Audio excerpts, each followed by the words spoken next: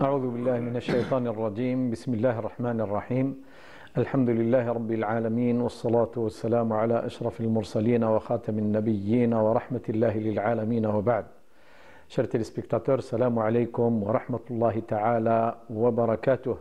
Marhaba bikum dans votre émission Avis religieux. Bien sûr, nous avons notre compagnie, le professeur Mohamed Aouiwaz. Marhaba bik Oustad. Professeur, cette fois-ci, on va essayer de parler du texte coranique, du Coran, en tant que texte sacré. Nous allons essayer de savoir et de découvrir les différentes écoles qui ont pris le texte coranique en tant qu'objet pour travailler dessus, bien sûr. Comment voyez-vous ce texte sacré qui est le Coran concernant l'opération de l'exégèse? Bismillah ar-Rahman ar-Rahim. Alhamdulillah, wassalatu wassalamu ala sayyidina Rasulillah wa ala alihi. Par rapport à l'exégèse coranique, d'abord, avant d'entamer le vif du sujet, je préfère d'abord distinguer deux étapes importantes. La première étape qui concerne la révélation du texte coranique lui-même. Ça a été bien sûr révélé en tant que, je dirais, aspect sémantique, c'est-à-dire le sens qui a été révélé au prophète sallallahu alayhi wa sallam. Et ensuite, on a la deuxième étape qui est l'étape de l'écrit, donc le Coran compilé, réuni sous forme de texte. Et sur lequel, bien sûr, il y a tous les efforts qui ont été fournis et déployés pour essayer un petit peu de commenter et d'interpréter le texte coranique. La première étape, le Coran le dit clairement, « Nazala bihi ar-ruhul amin ala qalbika litakuna min al-mundirina bilisanin arabiyyin mubin » Donc la première étape, c'est une descente sur le cœur du prophète sallallahu alayhi wa sallam, litakuna min al-mundirin, afin que tu sois parmi les avertisseurs, bilisanin arabiyyin mubin, avec en langue arabe ou dans une langue arabe explicite. Et là, il y a un autre verset qui corrobore aussi ce que je suis en train de développer.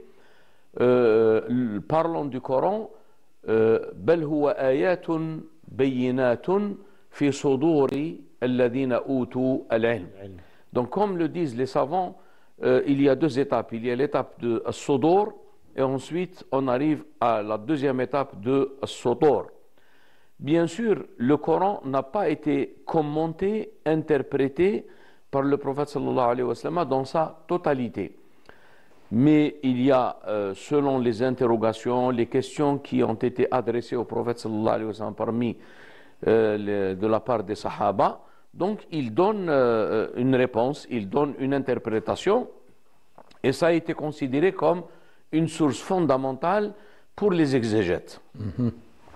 Après, la première source qui est le Coran lui-même, parce que on dit que, selon ce que rapportent les exégètes, que la meilleure méthode d'interpréter le Coran, c'est le Coran lui-même. Et ensuite, bien sûr, il y a la deuxième source, mais nous y reviendrons pourquoi, ou quelle est la finalité qui fait que le prophète sallallahu alayhi wa sallam n'a pas commenté la totalité du Coran. Et lui qui est en mesure de comprendre ce qui lui a été révélé et tout le texte. D'accord? Donc là, il y a ces deux étapes avant de parler de la notion de l'exégèse et quelles sont les écoles, quelles sont les méthodes. Et là, donc, une autre précision, c'est que les textes sacrés, quelle que soit la tradition, le texte n'est pas écrit avant le départ et la mort de celui qui a reçu la révélation. Donc l'écriture, elle est venue bien après.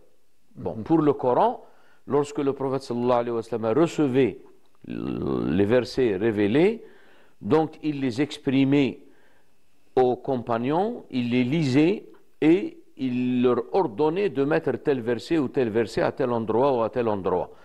Donc, le prophète sallallahu alayhi wa sallam est décédé et le Coran était pratiquement réuni. Mais il n'était pas, je dirais, compilé dans un livre. Dans un livre. Et là, nous y reviendrons sur cette question lorsqu'on parlera d'une forme de l'exégèse du Coran qui est l'exégèse ésotérique ou le commentaire ésotérique du Coran.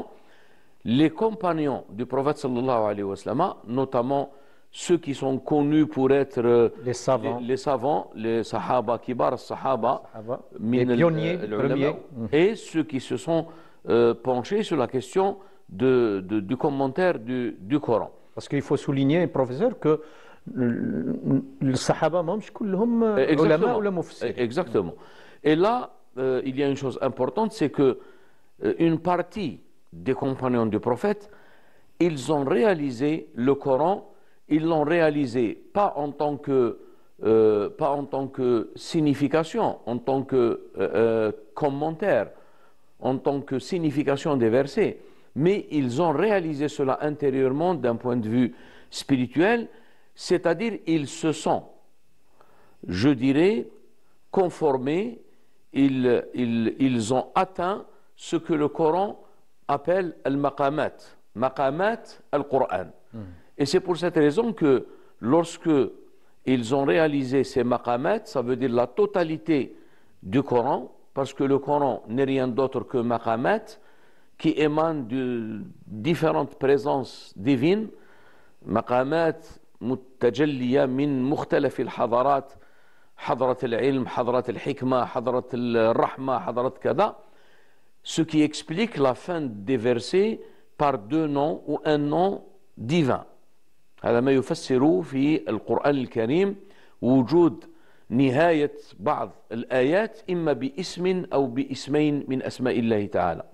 Donc lorsque les compagnons ont réalisé ces maqamat, donc ils ont atteint ce qu'on peut appeler l'insan al-kamil. Donc ils sont une copie, si vous voulez, pour rapprocher un petit peu le sens. أصبحوا عبارة عن نماذج قرآنية. Ils sont devenus des prototypes et ils ont réalisé les stations du Coran. Donc ils sont devenus le Coran lui-même. Comme par héritage, hein, pas d'eux-mêmes, parce que cela leur a été transmis par héritage du prophète sallallahu alayhi wa sallam. Et c'est ce que Aïcha, radiallahu anha, l'épouse du prophète sallallahu alayhi wa sallam, a dit, parlant du prophète sallallahu alayhi wa sallam, qui lui est un prophète, un messager, hein, une personne humaine, mais elle a dit kana qur'anan, il était un Coran. C'est dans ce sens. C'est qu'il a réalisé la totalité du Coran en lui, et par héritage, cela a été transmis aux compagnons qui étaient les plus proches de lui et qui étaient connus par l'intérêt particulier qu'ils avaient par rapport au Coran, quant à sa compilation, quant à son écriture, quant à sa transmission et quant à son commentaire et son interprétation. Donc, si vous voulez, il y a une poignée de compagnons du prophète sallallahu alayhi wa sallam qui sont considérés comme des prototypes namadij min al-Qur'an al-Karim. Voilà donc au départ. Maintenant, et cela bien sûr, je le précise, avant qu'il y ait un support écrit entre les mains de tout le monde. C'est-à-dire, Nabi sallallahu alayhi wa sallam, le Coran a été séparément écrit, chacun avait une partie de ce Coran, et lors du califat de Uthman, c'est lui qui a procédé à l'unification des musulmans par rapport à un livre. Donc, si vous voulez, le commentaire du Coran n'est pas une affaire rattachée au livre, au mashaf. C'est quelque chose qui a été pratiquement réalisé bien avant. Et cette réalisation est l'élément fondamental dans la compréhension du Coran. Parce que le Coran n'est pas une lettre morte. Le Coran n'est pas une parole ordinaire. C'est une parole divine. Sacrée. Et parmi les qualifications de cette parole, c'est une parole qui est incréée. Donc ça veut dire les significations des versets coraniques ne peuvent pas être limitées. Donc on ne peut pas fermer ou renfermer le Coran dans un commentaire et on dit voilà, le Coran il est là, le commentaire du Coran est là et on n'en parle plus. C'est pas aussi simple que ça. Nous y reviendrons. Voilà, on y reviendra lorsqu'on détaillera sur d'abord, en commençant par le tafsir, en plus le ta'wil, les écoles de l'exégèse coranique, ensuite le sens propre, le sens figuré, ensuite les amthal et les métaphores du Coran, et quelles sont les sciences également qui sont indispensables à l'exégèse coranique. Professeur, avant d'accéder à ces articles que vous venez de citer, le Coran en tant que texte sacré, en tant que texte divin, il ne peut être l'objet d'une étude à travers des gens qui ne sont pas spécialisés. Ça va de soi, c'est une règle pratiquement pour toutes les disciplines. On ne peut parler d'une discipline sauf si on est versé dedans et on est un spécialiste en la matière. Sinon... Maintenant, ça c'est une règle qui s'applique à tous les domaines. Maintenant, pour le texte coranique. D'abord, on va commencer par l'exégèse, c'est-à-dire le tafsir, et on va le distinguer aussi par d'une autre démarche qui est le ta'wil, et dont les deux termes sont des termes coraniques. وَلَا يَأْتُونَكَ بِمَثَلٍ إِلَّا جِئْنَاكَ بِالْحَقِّ وَأَحْسَنَ تَفْسِيرًا et وَلَا يَعْلَمُ تَأْوِيلَهُ إِلَّا اللَّهُ. Donc le mot ta'wil et le mot tafsir, ce sont deux termes qui sont évoqués dans le Coran lui-même. Alors pour commencer, le tafsir. Le tafsir, c'est essayer d'interpréter ce que donnent littéralement les mots qui sont pratiquement les mots qui forment pratiquement le verset. Les versets, c'est quoi? Les versets sont, pour commencer d'abord, le premier degré, ce sont des mots qui sont réunis. Mais l'aspect miraculeux du Coran ne réside pas dans ces mots et dans cette langue, parce que cette langue existait avant la révélation. C'est la thèse de Abdelqahar al-Jurjani, qui dit que le miracle ne consiste pas et ne réside pas dans les mots eux-mêmes. Il y a le nazm, donc je dirais la concordance ou la structure du texte lui-même, c'est elle qui constitue un miracle. Voilà, c'est ça. Le choix des mots. Exactement. C'est quelque chose, bien sûr, qui dépasse pratiquement l'entendement humain. Je le rappelle parce que c'est une parole incréée. Et donc, le tafsir, c'est un procédé d'arriver au sens que donnent les versets à partir de la langue qui est la langue de la révélation, la langue arabe.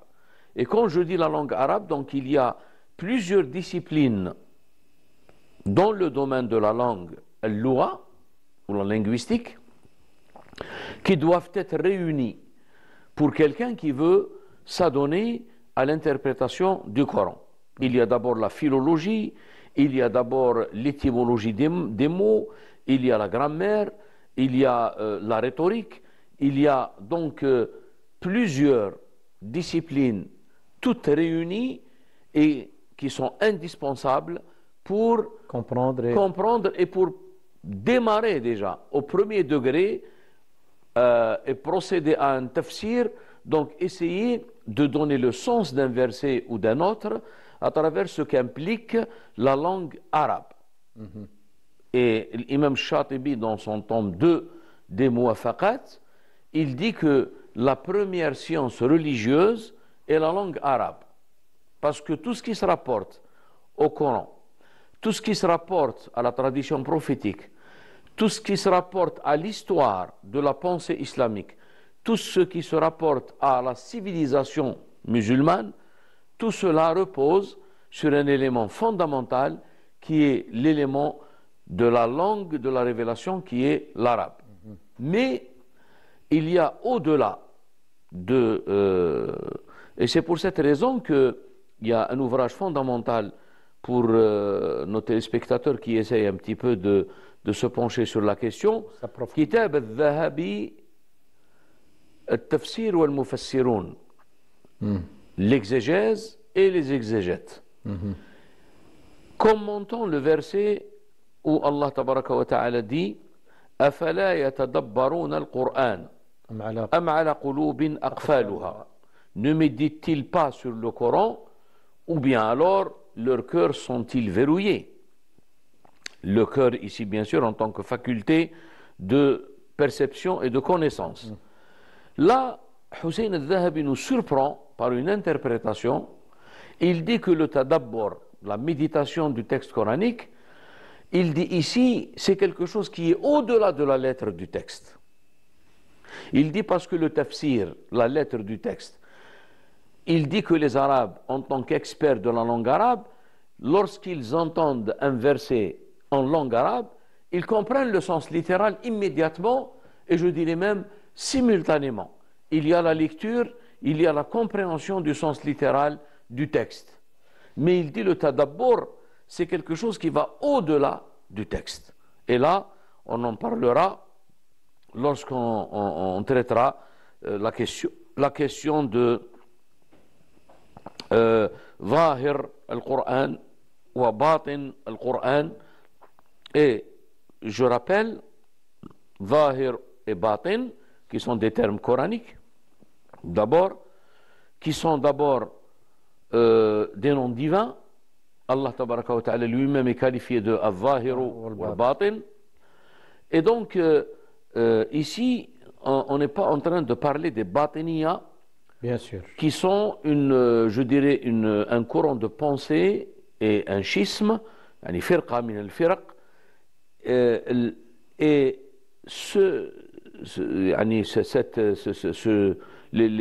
les représentants de ce courant, ils disent que le Coran a un sens secret, et ce secret, il y a une poignée d'hommes qui sont en mesure et qui sont disposés à le connaître. Sinon, pour le reste, ce secret, il est fermé. Alors là, ce n'est pas de cela que je parle. Hein.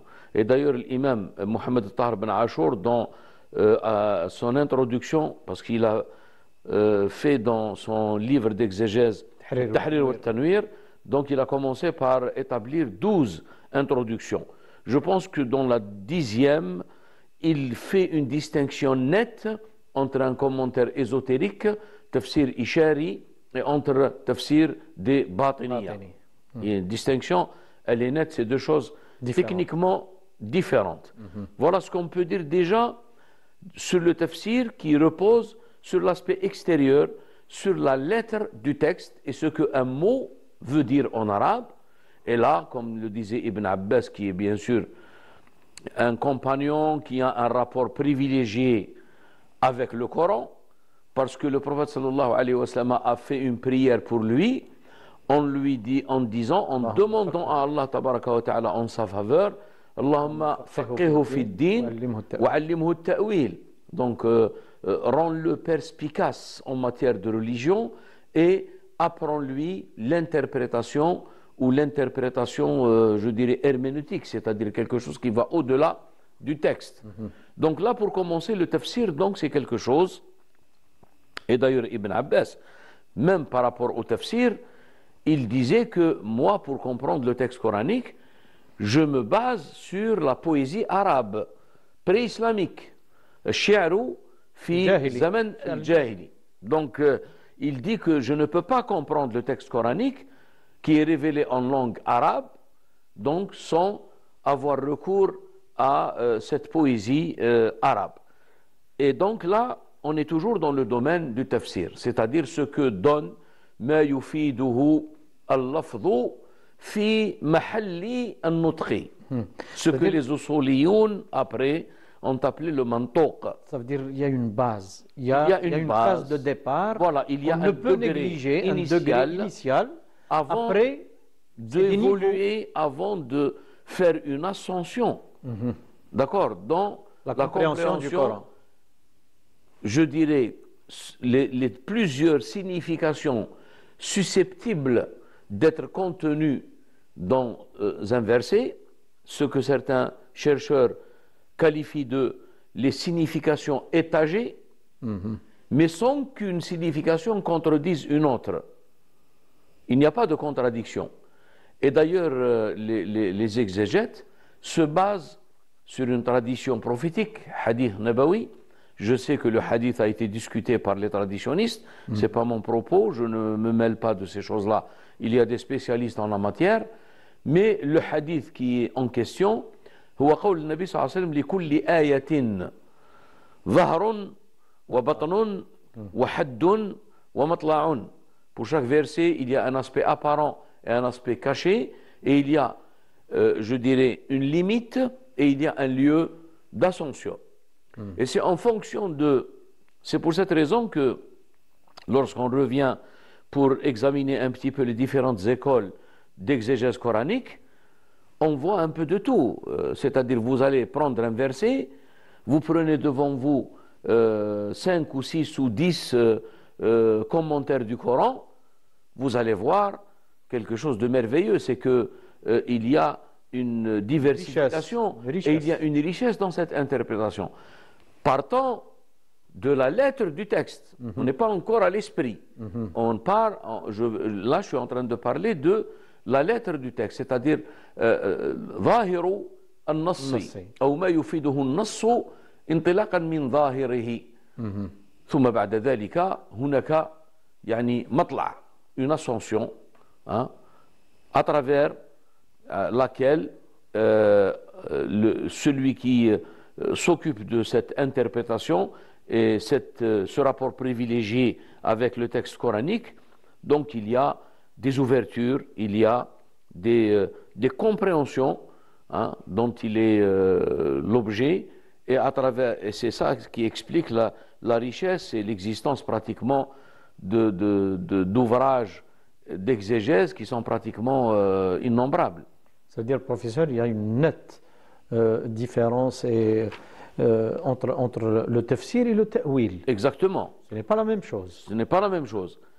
Pourquoi d'abord? Parce que le mot ta'wil dans le Coran, et qui est généralement interprété ou plutôt traduit par l'interprétation herméneutique.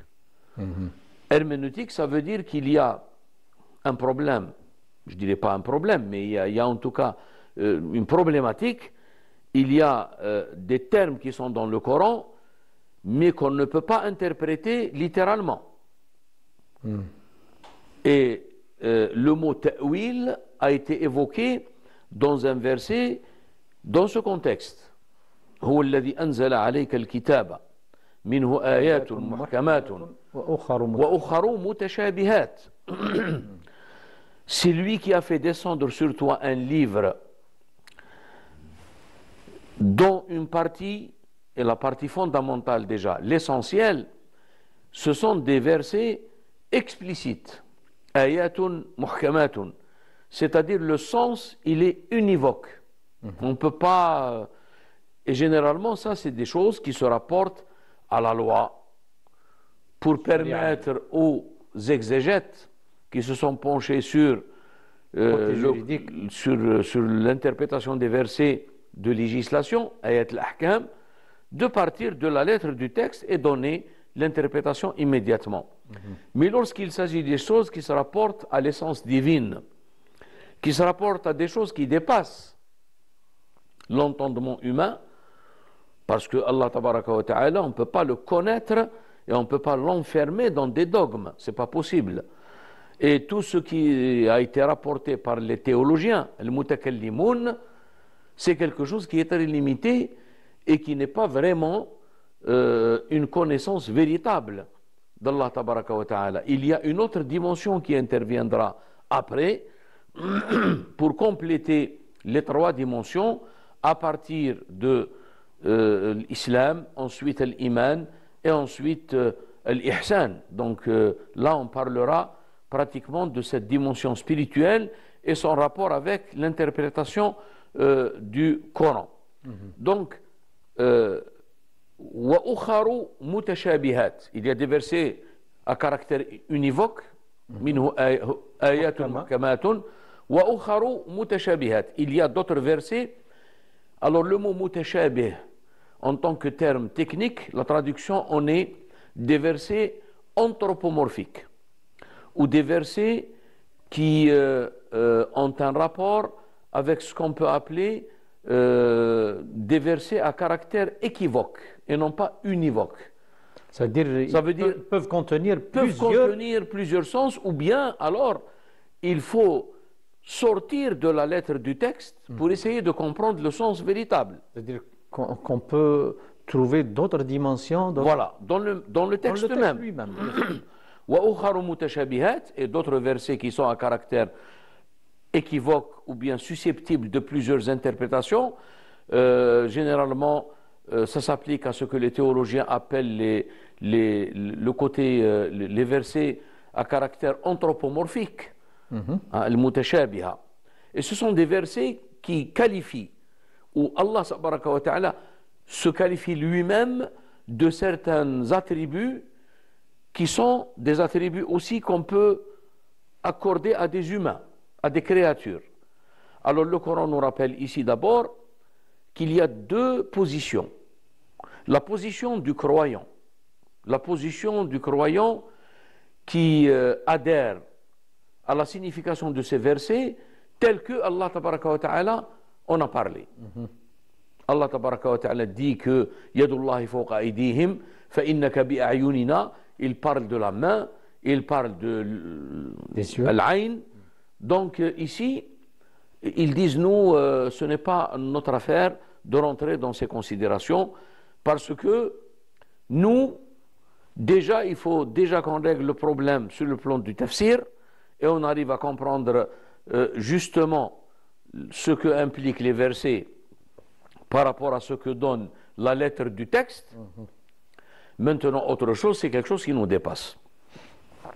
Et c'est pour cette raison que le Ghazali, en réponse à certains mu'tazilites, lorsqu'ils ont parlé du verset où Allah tabaraka wa ta'ala parle de son installation sur son trône, Ar-Rahmanu ala al-Arshi stawa. Alors il leur a répondu, le Ghazali, par un verset, excusez-moi du terme, il y a des termes un petit peu désagréables. Il dit à ce mu'tazilite qui essaie un petit peu de scruter cette question qui est au-delà de l'entendement humain, et il vaut mieux s'arrêter à la lettre du texte et ne pas s'engager, aller chercher plus loin. Il lui dit أنت أكل الخبز لا تحسنه ولا كيف تبول كرمكم الله. Comment veux-tu comprendre كيف استوى الله عز وجل كيف استوى الله على عرشه. Donc c'est dans ce contexte que le Coran a évoqué le mot ta'wil. Donc le ta'wil, c'est quelque chose qui va au-delà de tafsir. Quoique certains exégètes, entre autres Cheikh Ben Ashur, il dit qu'il y a certains contextes où le ta'wil est un synonyme de tafsir.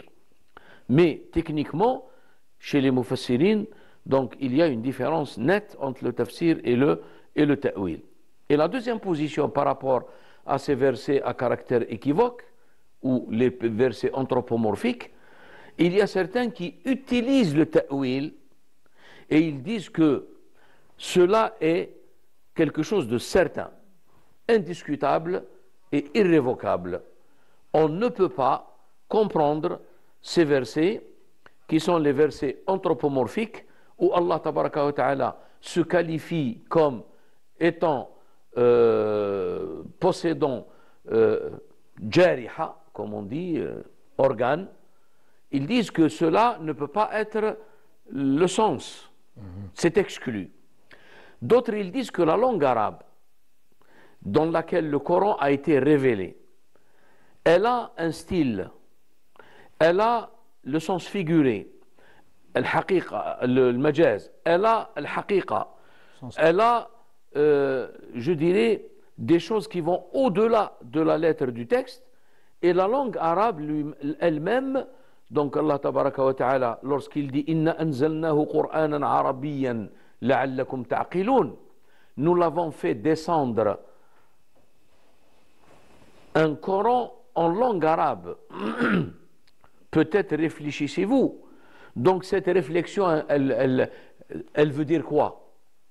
Elle veut dire que nous avons l'autorisation indirectement d'utiliser le style de la langue arabe qui permet l'interprétation à travers un ta'wil. En disant par exemple la main, elle renvoie à la puissance, l'œil, il renvoie à la bienveillance, ainsi de suite. Donc ça, c'est les deux positions pour revenir à d'abord la base, qui est le texte coranique lui-même, qui a utilisé ces deux termes, le mot tafsir et le mot ta'wil. Professeur, on va prendre une petite pause, Inch'Allah, pour revenir dans la deuxième partie de cette émission et on va essayer de parler de cette idée dont vous venez de terminer cette première partie, Inch'Allah, donc à quelques instants, Inch'Allah.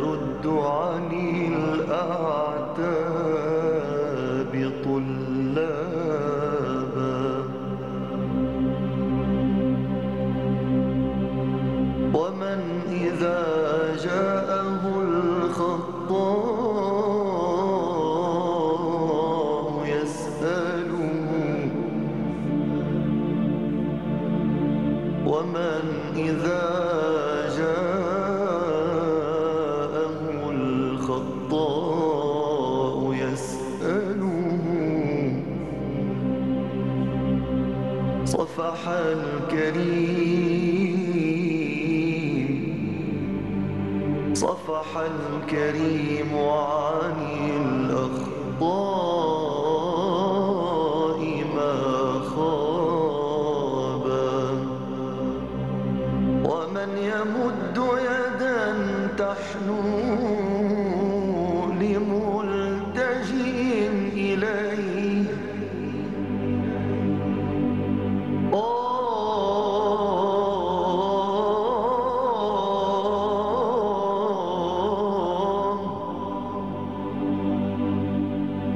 ومن يمد يدا تحنو لملتجئ إليه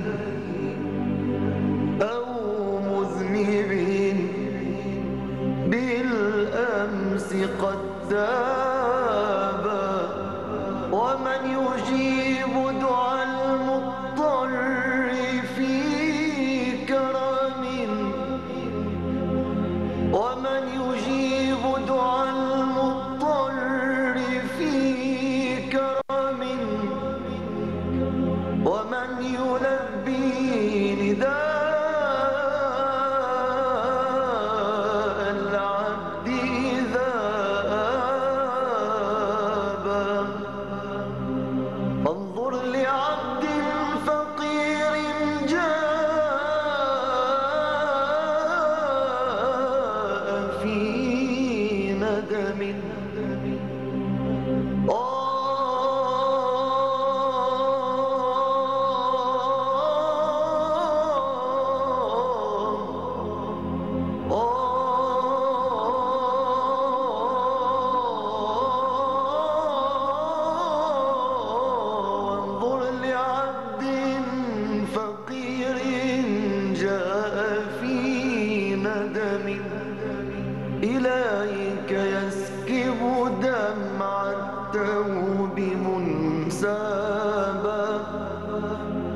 إني عبدتك يا ربي على ثقة إني عبدتك يا ربي على ثقة. Salam alaikum une deuxième fois, marhaba bikoum, chers téléspectateurs. Donc, si vous voulez, professeur Mohamed Aouaz, on est bien d'accord, bien sûr, que le Coran a un sens propre et un sens figuré. Quelles sont les règles qui régissent ce déplacement, ou bien cette mutation, ce transfert de la forme linguistique qui est le sens propre au sens figuré? Exact, Bismillah ar-Rahman ar-Rahim. Déjà, d'abord, c'est un fait établi que la langue arabe, dans la langue arabe, il existe ces deux modes d'expression.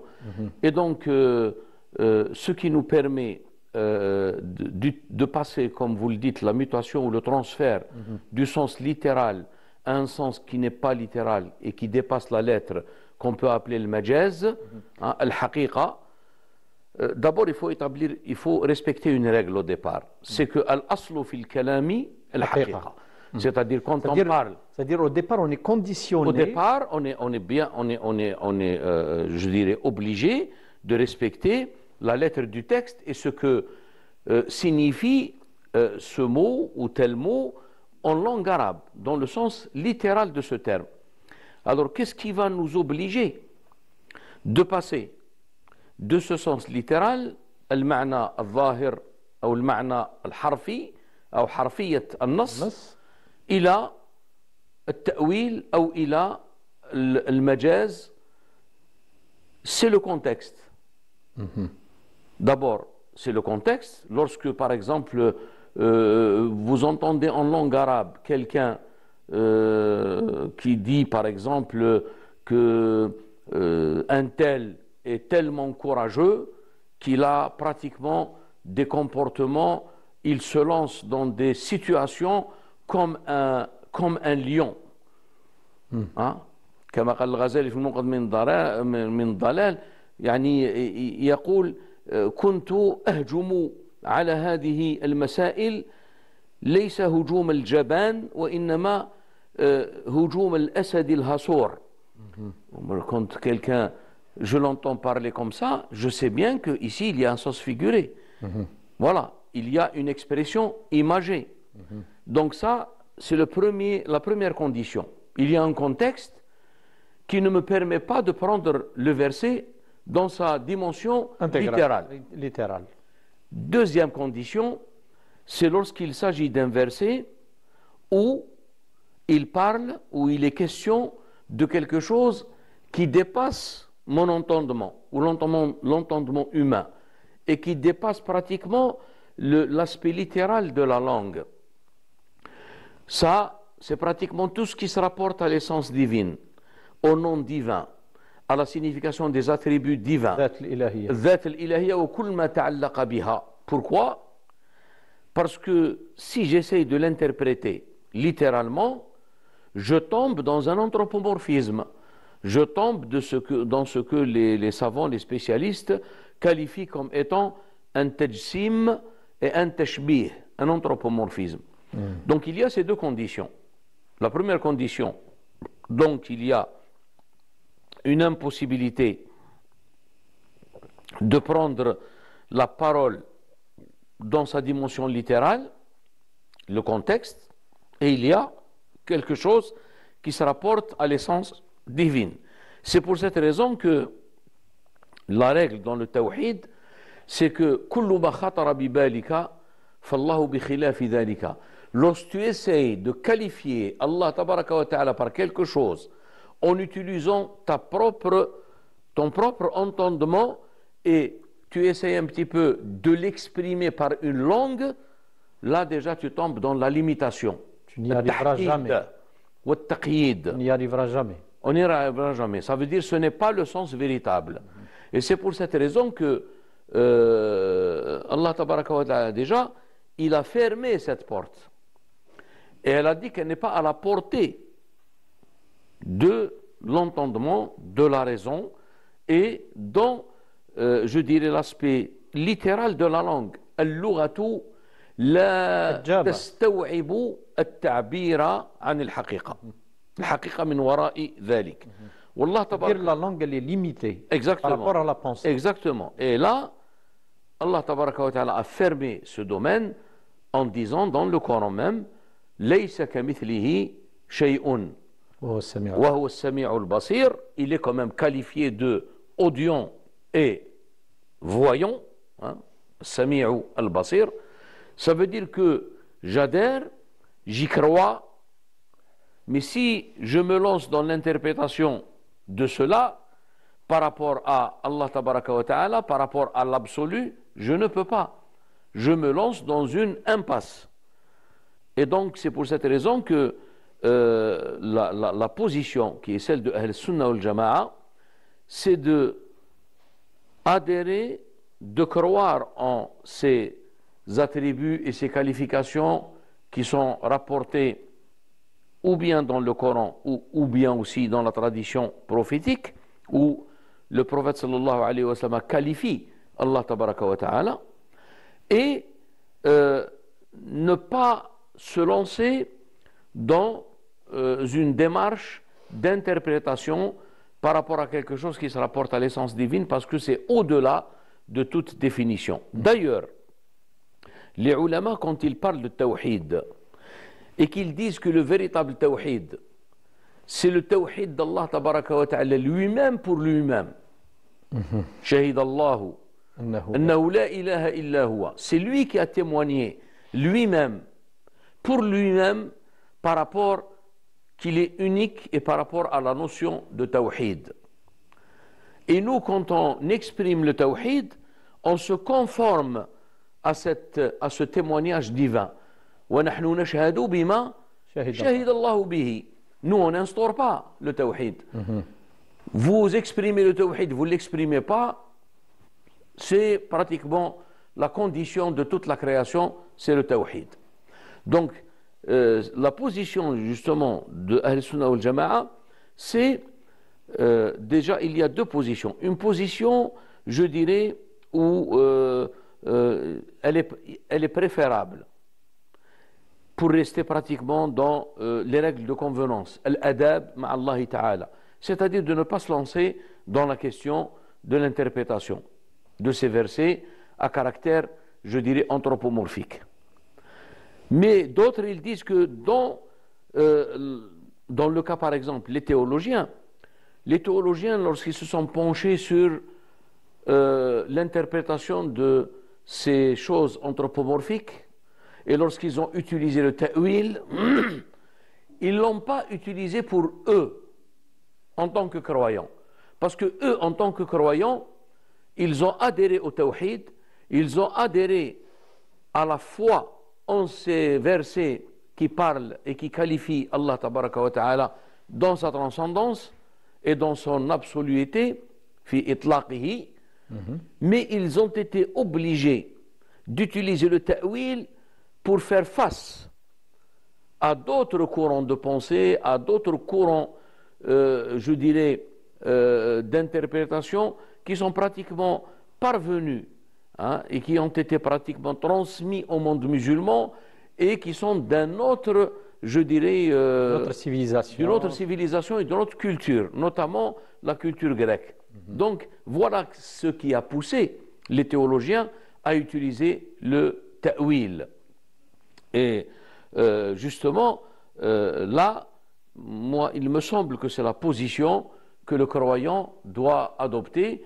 Et d'ailleurs, quand je dis le croyant, il ne faut pas oublier que là, on est en train de parler de quelque chose qui se rapporte à des spécialistes. Maintenant, le croyant ordinaire comme nous, il suffit de croire en ce que Allah tabaraka wa ta'ala s'est qualifié lui-même, sans essayer de rentrer dans... et d'ailleurs, ça n'a pas une grande utilité, sauf dans la mesure où on est face. Hein? Amir Abdel Qadir, il a écrit Al-Miqrad al-Had, hein? L'épée aiguë, en réponse à un prêtre qui a pratiquement Il s'est je attaqué, dirais, qui s'est attaqué au Coran, à l'islam. Et donc, l'Amir Abdelkader, en tant que théologien appartenant à l'école de Al-Sunnah al-Jama'a, représenté par l'école Ash'arite, était obligé donc, de répondre et de lui défendre. lui a répondu, voilà.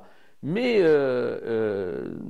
la vérité, elle est là. C'est-à-dire, il n'y a pas une grande, je dirais, utilité, importance par rapport à un croyant qui se lance dans ce domaine et il néglige, ou bien au détriment pratiquement de la pratique et de la foi, et essayer pratiquement de travailler sur ce côté pour augmenter un petit peu sa foi et évoluer dans les degrés de la certitude. Et voilà donc ce qu'on peut dire par rapport à ce rapport entre la question du tafsir et la question du ta'wil.